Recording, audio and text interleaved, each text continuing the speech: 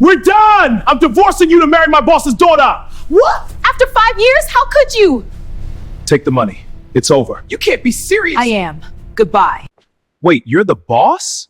Yes, I am. And I just inherited $12 billion.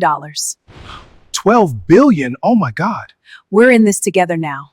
She had known for 11 months, not suspected, not feared, known with the quiet, unshakable certainty of a woman who had spent 5 years learning to read the man she married the way a forecaster reads a storm. Not by what it announced, but by what it withheld. Victoria Caldwell sat across the candlelit table at Aldridge's, the same restaurant where Derrick had proposed exactly 5 years ago, and watched him straighten his cufflinks for the third time in 10 minutes. It was a tell she had cataloged early in their marriage. He straightened his cufflinks when he was performing confidence he didn't actually feel. But tonight, the performance was different. Tonight, it had the rehearsed precision of a man who had decided something and was simply waiting for the right moment to announce it. She picked up her wine glass and said nothing. 11 months ago, it had started with a receipt. Not a dramatic discovery, not a lipstick collar or a late-night text she wasn't supposed to see. Just a receipt from a restaurant on Callaway Street dated a Tuesday for 2 people, on a night Derrick had told her he was working late. She had found it folded inside his jacket pocket while dropping his suits at the dry cleaner. She had looked at it for a long time. Then she had placed it carefully back inside the pocket, handed the jacket to the woman at the counter, and driven home in complete silence. She had not confronted him. Instead, she had watched. And over the following 11 months, the picture had assembled itself with devastating clarity. The dinners under a different name, the weekends claimed by business trips that left no paper trail, the shift in Derrick's posture every time his boss, Richard Weston, called him into a private meeting that lasted far longer than any quarterly review warranted. She had watched Derrick come home from those meetings with a specific look on his face. Not the look of a man advancing his career, but the look of a man advancing a plan. But the night she understood the full shape of that plan was not dramatic either. It was a Wednesday. Derrick had been on the phone in the kitchen, speaking in the low, careful tones he used when he did not want to be overheard. Victoria had been in the hallway, perfectly still, her back against the wall, listening.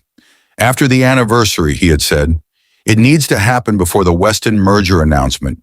Clean, fast. Hey, she won't fight it. She had stood in that hallway for a very long time after the call ended. Then she had walked to their bedroom, opened the nightstand drawer, and looked at the envelope that had been sitting there for 3 months.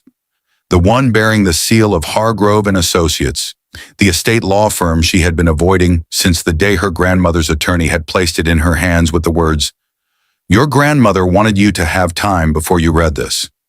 She had placed the envelope back in the drawer, and she had decided to wait. Now Aldridge's hummed softly around her, the clink of crystal, the low current of conversation, the unhurried elegance of a place that had witnessed 1,000 important moments and remembered none of them. Derrick had barely touched his food. His cufflinks caught the candlelight again. Then he reached under the table. Victoria had told herself in the 11 months since that receipt that she was prepared for this moment. She had rehearsed her composure. She had steeled herself against surprise. But when Derrick lifted the bag of cash from beneath his chair and placed it on the table between them, not handed it, not slid it, but dropped it with the finality of a man closing an account, she felt something move through her that she had not anticipated. Not rage, not grief, relief. Because the man sitting across from her, the man she had loved with a completeness he had never once fully seen, had just removed all remaining doubt. There was nothing left to hope for, nothing left to misread. "We're done," Derrick said. His voice was level, practiced. "I want a divorce, Victoria. The amount in that bag is more than fair. So the papers are already drawn." He didn't say why, but she already knew why. She looked at the bag of cash for a long moment. Then she looked at him, really looked, perhaps for the last time, and picked up her purse. She left the bag exactly where it had landed. And as she walked out of Aldridge's into the cold night air, she pulled out her phone, opened her contacts, and scrolled to a name she had not called in 3 months. Hargrove and Associates. But what Derrick would never know, not that night, not for weeks, was that Victoria's call to that law firm was not the beginning of her survival. It was the end of his. The divorce was finalized in 17 days. Derrick had expected resistance. He had budgeted for it, emotionally, legally, financially. He had retained one of the most aggressive family law attorneys in the city, a man named Garrett Holt, who charged $400 an hour and had never once lost a contested settlement. But Victoria had not contested a single line. No calls, no counteroffers, no courtroom theatrics. She had simply signed, cleanly, quietly, and without a word, and returned the documents through her own attorney before Derrick had even finished his second cup of coffee on the morning they arrived. Garrett had called him, mildly confused. "She didn't touch the asset division, Derrick. She left the apartment, the investment account, all of it. She only took personal items." Derrick had taken that news the way a man takes unexpected good fortune. Not with gratitude, but with the private conviction that he had simply been right about her all along. She wasn't going to fight. She never had the spine for it. He had always known that. But what he did not know, what Garrett Holt did not know, was that Victoria had not signed those papers out of defeat. She had signed them out of precision. Because 3 days after she walked out of Aldridge's, on a Thursday morning so quiet the city felt paused, Victoria Caldwell had finally sat down at her kitchen table, made herself a cup of tea she barely touched, and opened the envelope. It had taken her 40 minutes to read it, not because it was long, but because every paragraph required her to stop, breathe, and fully absorb the weight of what her grandmother, Eleanor Hargrove Caldwell, had spent a lifetime quietly, invisibly building. Eleanor had never spoken about money. In 32 years of Victoria's life, her grandmother had lived with the deliberate modesty of a woman who understood that true power does not announce itself. She drove a 10-year-old car. She cooked her own meals. She wore the same wool coat every winter for a decade. But behind that modesty was a mind that had spent 50 years constructing one of the most sophisticated privately held corporate structures in the country, built through decades of acquisitions, silent partnerships, and strategic investments that had been specifically, legally, and irrevocably structured to pass to one person upon Eleanor's death, Victoria. The estate totaled $12 billion, but the number, staggering as it was not the detail that made Victoria set down her tea and press both hands flat against the table to steady herself. It was the list of assets. Specifically, it was line 47 of the asset schedule. A 73% controlling stake in Weston Capital Group, Richard Weston's company, Derrick's boss's company, the company whose daughter Derrick had discarded his marriage to join his family. Victoria had read line 47 4 times. Then she had closed the documents, placed them back in the envelope, and sat in complete silence for a very long time. Not in shock, but in the particular stillness of a person watching an enormous, intricate thing finally reveal its true shape. Her grandmother had known Richard Weston for 30 years. She had been his silent majority shareholder for 22 of them. Weston had built his reputation, his brand, his empire. But he had built it on Eleanor's capital, under Eleanor's quiet authority, operating for 2 decades under the careful fiction that he was the man in charge. He was not. He never had been. And now neither was Derrick. While Victoria sat with that knowledge, Derrick was accelerating. The engagement to Natalie Weston, Richard's only daughter, was announced internally within Weston Capital the same week the divorce finalized. Derrick moved through those days with the momentum of a man who had removed every obstacle between himself and his destination. He attended boardroom dinners as Richard's future son-in-law. He accepted congratulations with the practiced humility of someone who wanted to appear surprised by his own success. He upgraded his apartment, updated his wardrobe, and began referring to the Weston merger announcement, a major restructuring of the company scheduled to coincide with the wedding, as our merger. But the merger documents, when they quietly crossed the desk of Hargrove and Associates for approval, carried a signature requirement from the controlling shareholder. Victoria's signature, not Richard's, not Natalie's, not Derrick's, Victoria's. She had not signed them yet. She had simply noted the deadline, the day of the wedding, and placed the documents in a folder beside the envelope, in the same drawer, in the same nightstand. And she had continued, with extraordinary patience, to wait. Meanwhile, in the offices of Weston Capital, a rumor had begun moving through the senior floors like smoke through a closing room. Quiet, shapeless, but impossible to ignore. Someone had requested the original shareholder registry. Someone had asked questions about the founding capital structure. Someone was looking at the history of the company from the very beginning. Nobody knew who, but the requests were being routed, without explanation, through a law firm nobody at Weston had ever heard of. Hargrove and Associates. The morning of the wedding, Derrick's phone rang at 5:47 a.m. He was already awake. He had been awake since 4, not from nerves, but from the particular restlessness of a man standing on the edge of everything he had ever wanted, impatient for the moment to finally arrive.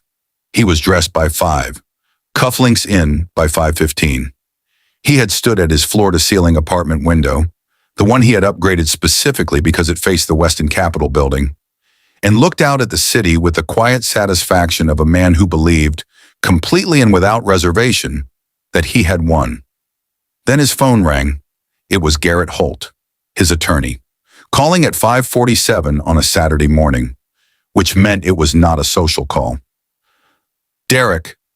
Garrett's voice carried the specific texture of a man choosing his words with surgical care. I need you to tell me everything you know about your ex-wife's family. Derrick pulled the phone from his ear and looked at it for a moment, as though the question itself had arrived from the wrong direction. What? Her grandmother, Eleanor Caldwell. I need to know what Victoria told you about her. Derrick almost laughed. Eleanor died 8 months ago. She was an old woman who drove a 10-year-old car and made her own jam. Victoria barely talked about her. Why are you calling me about a dead woman at 6 in the morning on my wedding day, Garrett? The silence on the other end lasted exactly 4 seconds, but it was the kind of silence that rewrites a conversation entirely. Because that old woman, Garrett said slowly, was the majority shareholder of Weston Capital Group, and she left everything. Derrick. Everything. To Victoria. Derrick did not move for a very long time. He stood at that window, phone pressed against his ear, looking at the Weston Capitol building across the city, the building he had spent 5 years trying to enter through the front door, and felt the ground beneath him shift in a way that had nothing to do with physics. That's not possible, he said. But even as the words left his mouth, something cold and diagnostic was already moving through his mind, pulling at threads, revisiting moments, re-examining conversations with the brutal efficiency of a man suddenly forced to reread a document he had previously skimmed. The way Richard Weston occasionally paused before speaking in board meetings, a pause Derrick had always read as authority, but now rearranged itself into something that looked far more like deference. A deference to a shareholder he had never once named. The way the Weston merger announcement, the deal Derrick had attached himself to, like a flag to a mast, had been delayed, quietly and without explanation, 3 times in the past 2 months. Delayed pending shareholder approval, an unnamed shareholder. The way Richard had proposed the arrangement with Natalie, not with the swagger of a powerful man offering a gift, but with the careful, almost anxious precision of a man who needed something secured before a specific deadline, before the merger announcement, before the controlling shareholder took her seat. Derrick turned from the window. His reflection in the glass looked back at him. Cufflinks gleaming, suit immaculate, everything in place. But behind the reflection, the Weston building stared back, and for the first time in 5 years, it had looked entirely different. It had never been Richard's building. It had been Eleanor's, and now it was Victoria's. 40 minutes across the city, in an office on the 14th floor of Hargrove and Associates, Victoria sat at a mahogany desk with the merger documents open before her and a pen in her hand. She was not rushing. She had chosen her outfit with the same careful attention she brought to everything, a structured slate gray dress that carried no ostentation, no announcement, nothing that performed power. Power, her grandmother had taught her, never needed a costume. It simply needed to arrive. Her attorney, a sharp and quietly brilliant woman named Claire Ashworth, sat across the desk reviewing the final authorization sequence. The documents are ready, Claire said. Signing now activates the controlling interest transfer effective immediately. Every board member will be notified within the hour. Victoria looked at the merger documents. Then she looked at the folder beside them. The one containing the original shareholder registry, the founding capital records, and the complete 22-year history of a company that had been built unknowingly on her grandmother's vision. "One more thing," Victoria said.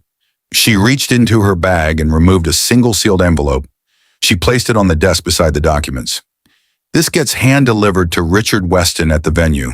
Not before the ceremony begins, during it." Claire looked at the envelope. "During? He'll need to read it in front of everyone who matters." Victoria picked up the pen. "That way, there's no version of this story where he claims he didn't know." She signed. At 9:13 a.m., every senior director at Weston Capital received an automated notification from the company's legal registry system. A notification that had been scheduled weeks in advance, timed to deliver at this precise moment, on this precise morning. It read simply, "Effective immediately, controlling shareholder authority for Weston Capital Group has transferred to Ms. Victoria Caldwell per the estate directive of Eleanor Hargrove Caldwell. All merger approvals, executive appointments, and structural decisions require Ms. Caldwell's authorization effective today." The phones began ringing within minutes. Board members calling each other, directors calling Richard, Richard calling his attorney, but Richard's attorney did not answer. Because Richard's attorney was already in a car, heading to the venue, holding a sealed envelope with Victoria's name printed on the front in handwriting, Richard recognized immediately. Because it was not Victoria's handwriting, it was Eleanor's. She had written the letter herself, before she died. She had known this day was coming, had perhaps even seen its shape more clearly than anyone.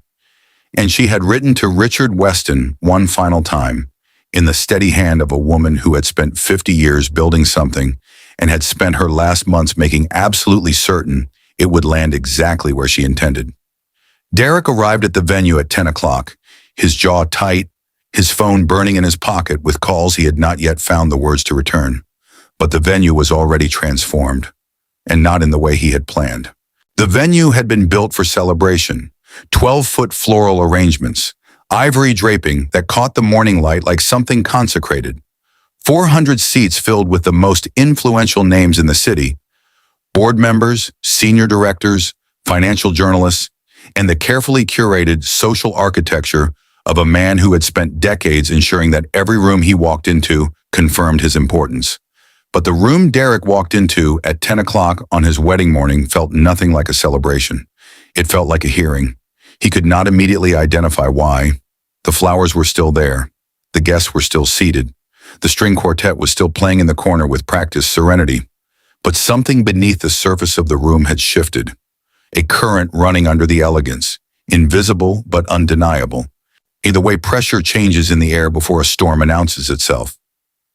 People were on their phones, not discreetly, openly.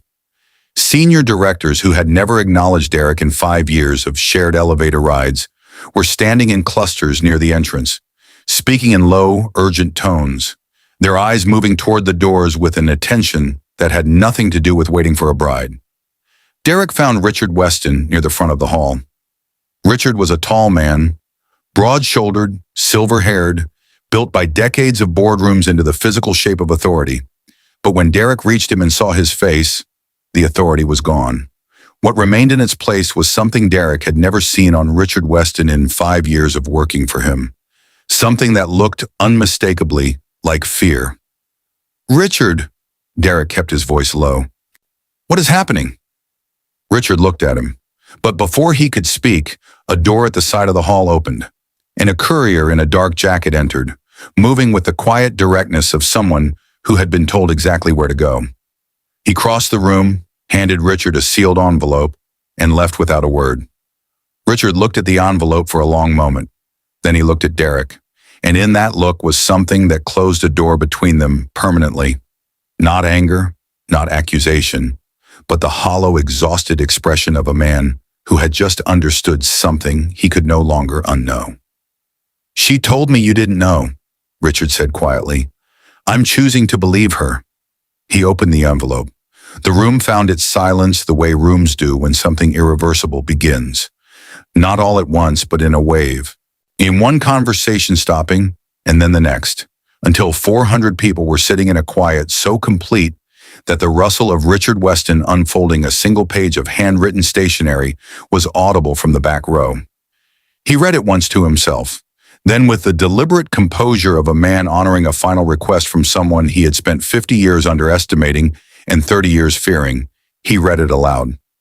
Eleanor Hargrove Caldwell had written 6 paragraphs. The first established the legal history, 50 years of silent investment, 22 years of majority shareholding, the precise capital contributions that had built Weston Capital from a mid-tier firm into the institution it had become. She named figures. She named dates. She named decisions that had been attributed to Richard, but had originated in letters and phone calls between Eleanor and her attorneys, delivered to Richard as suggestions he had always been free to ignore and had never once ignored. The second paragraph named Victoria as her sole heir and controlling successor, not as a gift, but as a restoration. The company had always been Eleanor's. Now it was simply becoming visible. The third paragraph was addressed directly to Richard. It thanked him, genuinely without irony, for the decades of stewardship. But it also named, plainly and without cruelty, the moment he had overstepped. The moment he had offered his daughter to a man as a transaction, using a company he did not own as currency, in a deal he did not have the authority to make. You built something real, Eleanor had written, but you built it on borrowed ground.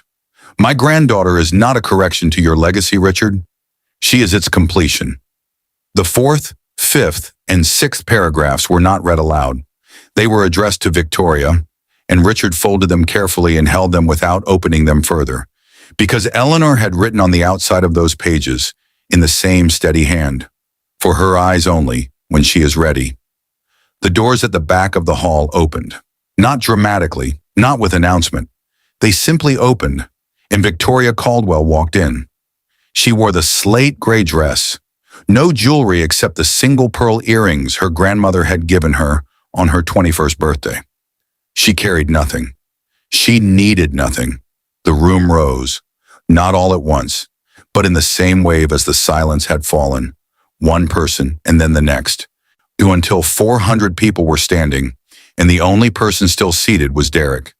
He sat in the front row, where he had been placed as the groom, and he watched his ex-wife walk through a room full of the most powerful people in the city as they rose to acknowledge a woman he had dismissed with a bag of cash on their 5th anniversary.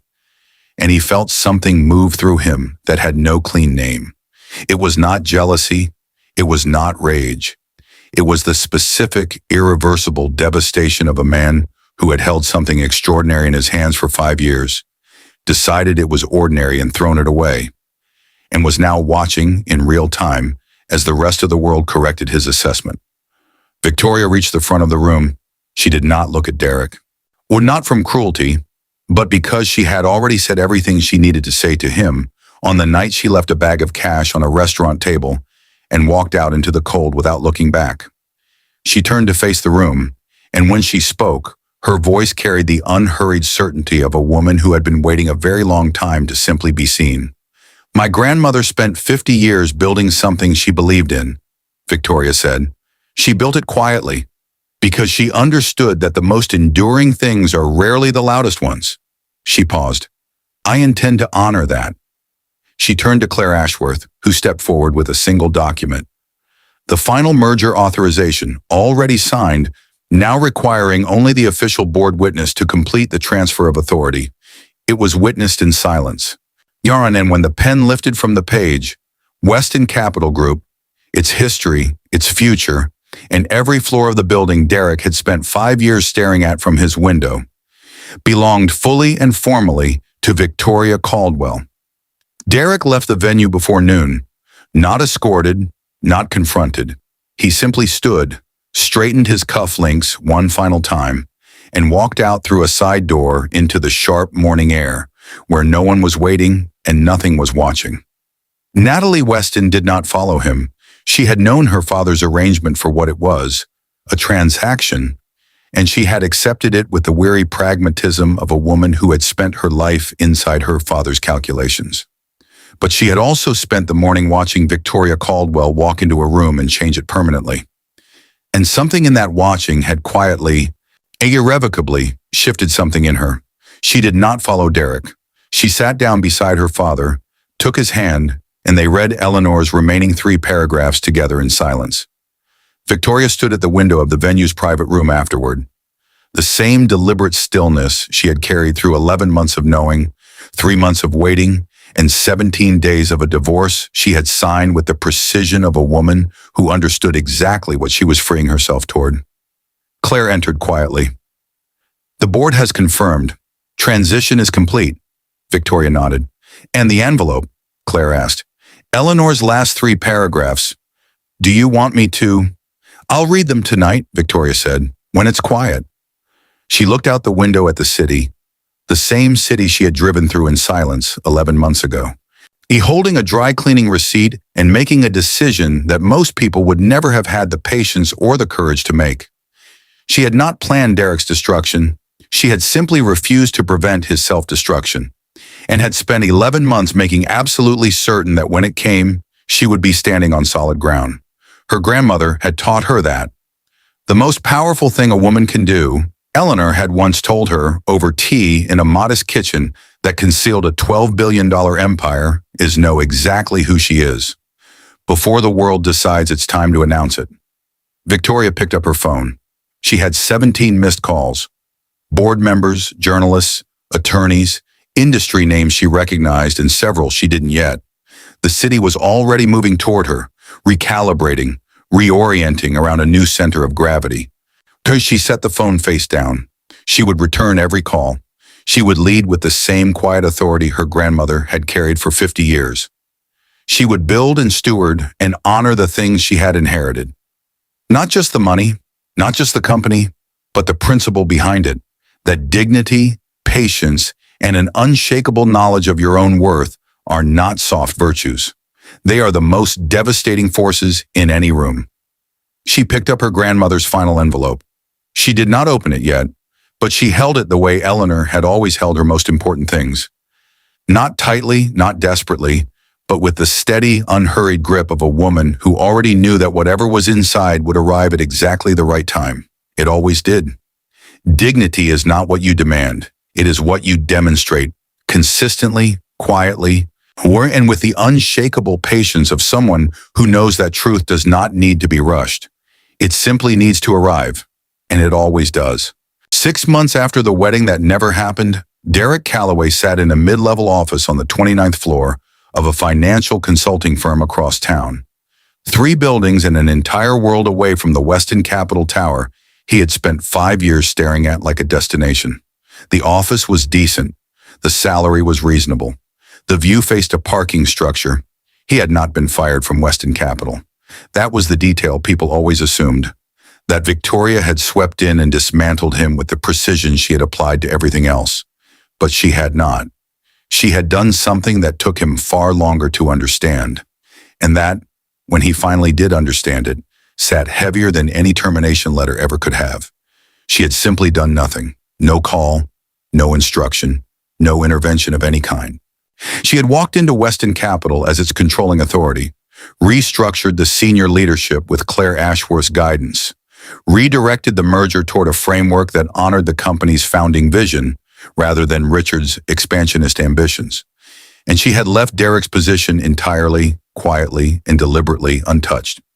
He had waited for weeks for the consequence to arrive, the reassignment, the demotion, the HR meeting with its careful language and pre-signed documents. It never came. And one Tuesday morning, sitting in a team meeting where 3 people younger than him presented a strategy he had proposed 18 months ago and never been credited for, Derrick understood what Victoria had done. She had left him exactly where he had always been. She had simply removed the illusion that he was going somewhere. He resigned the following Friday, not dramatically. He cleared his desk, returned his access card, and walked through the lobby of the Westin Capitol building for the last time. Past the security desk, past the marble columns, past the large frame portrait of the company's founding shareholders that had been quietly, professionally updated to include a photograph of Eleanor Hargrove Caldwell in the position it had always, legally, belonged to her. He did not look at it on the way out, but he thought about it for a very long time afterward. Richard Weston retired 4 months after the transfer. It was not forced. Victoria had been explicit about that with the board, and with Richard himself in a private meeting that lasted 40 minutes and was never discussed publicly by either of them. What was said in that room remained between them, but what emerged from it was an arrangement that bore the unmistakable signature of Eleanor's philosophy: firm, fair, and entirely without cruelty. Richard would retain his title as founding chairman emeritus. His legacy within the company would be honored genuinely, because it was genuinely honorable.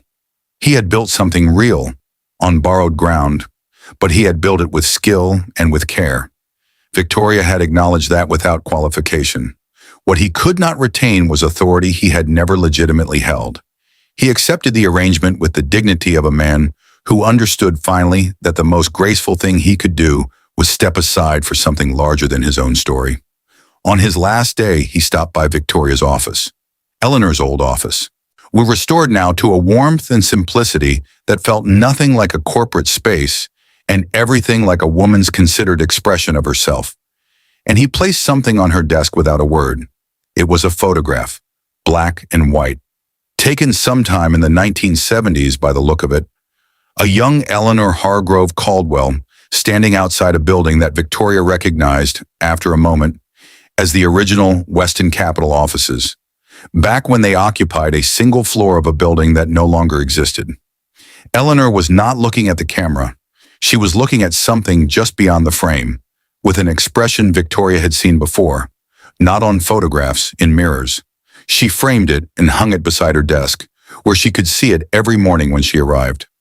Natalie Weston called Victoria on a Wednesday in November, unexpectedly, and without preamble, in the direct way of a woman who had decided something and saw no reason to approach it indirectly.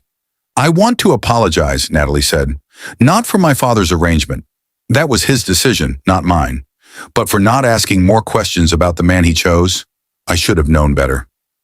Victoria was quiet for a moment. Then she said, "You were working with the information you had." "So were you," Natalie said, "but you worked with it differently." They had lunch the following week, and then the week after that. It was not a friendship born of drama or obligation, but of the particular respect that forms between two women who have looked at the same situation from opposite sides and recognized something honest in each other's navigation of it. Natalie eventually joined the Weston Capital Board as a non-executive director, on her own terms, through her own qualifications, and with Victoria's unequivocal support. She never mentioned Derrick. Neither did Victoria. Some chapters close more cleanly when they are simply allowed to end. On a Thursday evening in December, Victoria sat at her grandmother's desk, her desk now, in the quiet of an office that had emptied for the night, and she opened Eleanor's final envelope.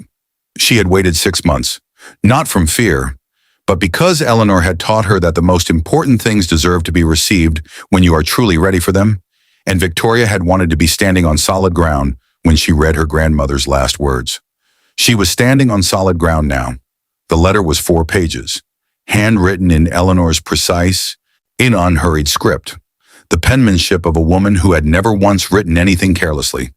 The first page was personal, memories, observations, the particular tenderness of a grandmother, documenting her love for a grandchild, with the thoroughness she brought to everything, as though she understood she was building something that would need to last.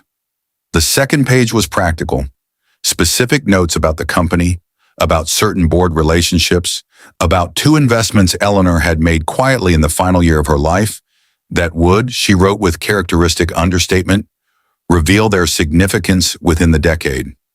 The third page was the one Victoria had to read twice. Eleanor had known about Derrick, not the specifics, not the receipt, not the plan, not the anniversary dinner, but she had known the shape of him, in the way that perceptive people often understand the essential nature of others long before events confirm it. She had written about it with neither bitterness nor judgment, simply with the clear-eyed honesty of a woman who had lived long enough to recognize the difference between a person who grows toward the light and a person who only moves toward it when it benefits them. "I did not tell you," Eleanor had written, "because the lesson was not mine to give you. It was yours to live, and I knew, I have always known that you were strong enough to live it without breaking. The money was never the inheritance, Victoria. The money is simply what makes the real inheritance visible. The real inheritance is this. You know who you are. You knew it before the envelope. You knew it before the divorce. And you knew it before he reached under that table and showed you exactly who he was. You knew it the day you were born. I watched you. That is what I am leaving you. Not a company, not a number. A confirmation in writing, witnessed, notarized, and irrevocable. That the woman you already were is exactly enough. The fourth page was a single line. Now go build something worthy of your name. Victoria set the letter down on the desk. Outside the window, the city moved through its evening, lights coming on in towers, traffic finding its rhythm, the 10,000 invisible negotiations of ambition and love and consequence playing out in offices and restaurants and living rooms and anniversary dinners across every floor of every building she could see. She thought about a receipt folded back into a jacket pocket. She thought about an envelope sitting unopened in a drawer for 3 months. She thought about a bag of cash left exactly where it had landed on a white linen tablecloth in the cold night air outside Aldridge's, in the way relief had felt unexpectedly, like the first clean breath after a very long time underwater. She thought about her grandmother driving a 10-year-old car. Then she picked up her pen, opened the leather-bound notebook she kept beside the desk, and began to write. Not a strategy, not a directive, not a memo for the board. A letter. To no one yet. To someone she hadn't met. To a version of the future her grandmother had already seen in her before she had learned to see it in herself. She wrote for an hour without stopping, and when she finished, she placed the letter in a plain envelope, sealed it, and wrote 2 words on the front in the same steady, unhurried hand that Eleanor had passed down to her without ever once making it a lesson. For her. She placed it in the top drawer of the desk and left it there for whenever it was needed.